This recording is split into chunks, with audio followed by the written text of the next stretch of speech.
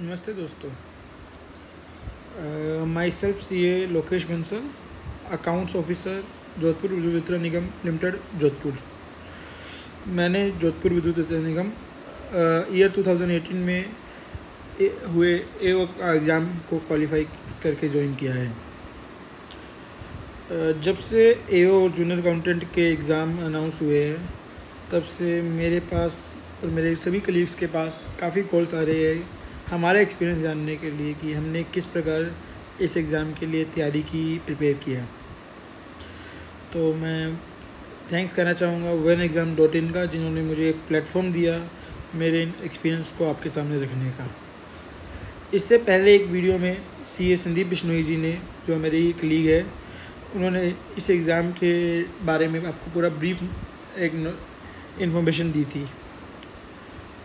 तो उन सब विषयों पे मैं वापस रिपीट नहीं करूँगा। अगर आपने से किसी ने वो नहीं देखा तो प्लीज़ इस वीडियो के बाद आप देखिए, उसमें आपको पूरा बताया जाएगा कि जोधपुर डिस्कॉम है क्या, उसमें काम क्या होता है। इसके अलावा जो उसकी सिस्टर कंसर्न है उन सब के बारे में डिटेल से संदीप जी ने इसके बारे में ब्रीफ में बताया है। तो मैं मेरी तैयारियों के ऊपर बताऊँ, और उससे पहले कि एग्ज़ाम है क्या और ये एग्ज़ाम होगा कब। जैसे आप और मैं दोनों ही सुन रहे हैं कि यह एग्ज़ाम शायद अप्रैल और मई 2021 में हो सकता है। तो कुल मिला के हमारे पास 2 महीने का टाइम है। और आप में से कईयों ने शायद अभी भी पहली बार ये एग्ज़ाम के लिए किसी एग्ज़ाम के लिए प्रिपेयर कर रहे हैं, जो रिसेंटली CA पास है या BCom पास है या CA ड्रॉप आउट है। तो इन्होंने किसी से पहले कोई कंपटीशन एग्ज़ाम दिया नहीं है, तो वो काफ़ी घबराए हुए हैं कि 2 महीने में कैसे होगा। तो पिछली बार भी ये एग्ज़ाम मई में अनाउंस हुआ था, जून में फॉर्म भरे गए थे और जुलाई में एग्ज़ाम हुआ था। तो हम सब ने भी इसी 2 महीने के दौरान ही प्रिपेयर किया था। तो ये एग्ज़ाम बेसिकली 2 पार्ट्स में बटा हुआ है।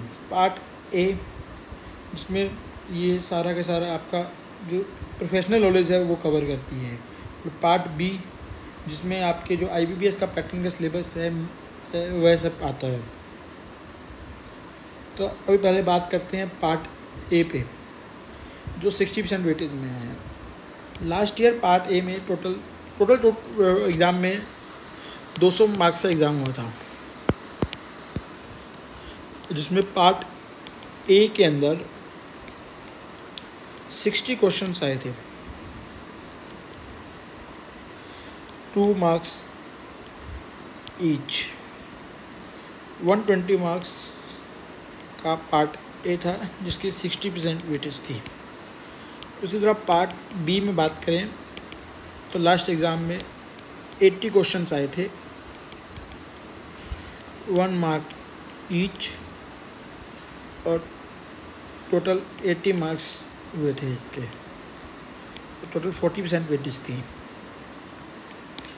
टोटल इन 140 क्वेश्चंस को सॉल्व करने के लिए हमारे पास 2 आवर्स 120 मिनट्स थे, जो 1 मिनट पर क्वेश्चन से भी कम थे। तो आप इसमें देखेंगे कि इसमें आपका सोचने का भी ज़्यादा समय नहीं है। मैं वापस टोटल सिलेबस पे आता हूँ। हमारे पास है क्या क्या सिलेबस में: corporate accounting, income tax, cost accounting, theory of practice end of auditing, management accounting, advance cost accounting, cost and management audit, computer application in accounting, taxation law and practices, और advance financial accounting. तो अगर आप इस syllabus को देखें तो ये हर subject अपने आप में करने के लिए कम से कम 2 से 4 महीने आप एक सब्जेक्ट के लिए चाहिए, और कुल समय हमारे पास 2 महीने, जिसमें पार्ट A पार्ट B दोनों कवर करने हैं और इस पूरे सिलेबस के साथ कवर करने हैं। तो कैसे किया जाए? जो ये पेपर आपको पता होगा, ये पेपर कंडक्ट कराएगा IBPS। और मैंने जो मेरे पिछले IBPS के जो एग्ज़ाम्स मैंने दिए या मेरे फ्रेंड्स ने दिए, उससे मैंने एक चीज़ देखी है कि IBPS मेनली हर चीज़, जो पूरा सिलेबस जो उसको पास दिया जाता है, उसको पूरे का टच करने की कोशिश करते हैं कि हर चीज़ से क्वेश्चन ले, इससे भी, इससे भी, इससे भी, इससे भी, चाहे वह बेसिक क्वेश्चन ही क्यों ना हो। तो मेरे आपको यही एडवाइस रहेगी, सिलेबस पूरा कवर करें, चाहे वह ओवरव्यू में ले, लेकिन कवर पूरा करें। तो अब इसमें बात करते हैं कि पेपर ये है क्या। Multiple choice questions only, MCQ।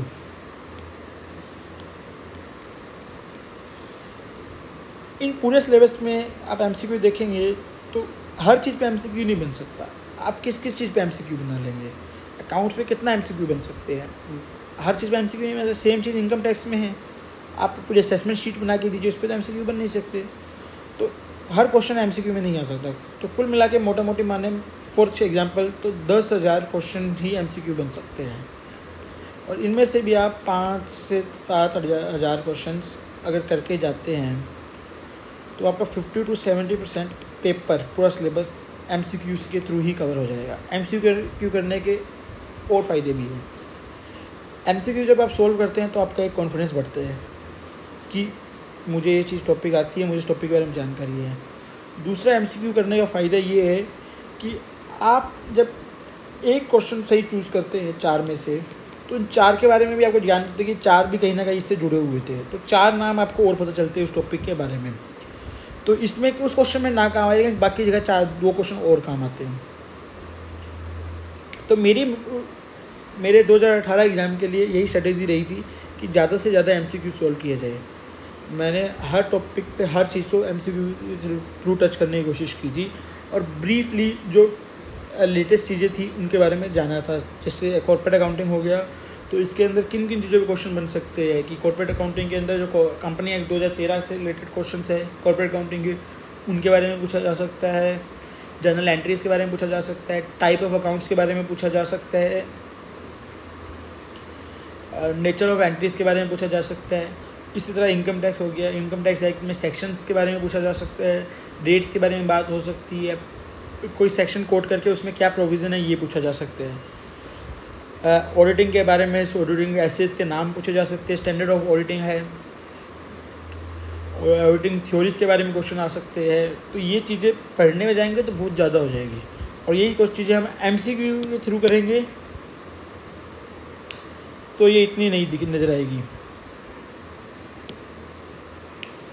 अब बात करते हैं part B, reasoning, mental ability, mathematics, general GK and everyday science, English general, Hindi general और इंग्लिश जनरल।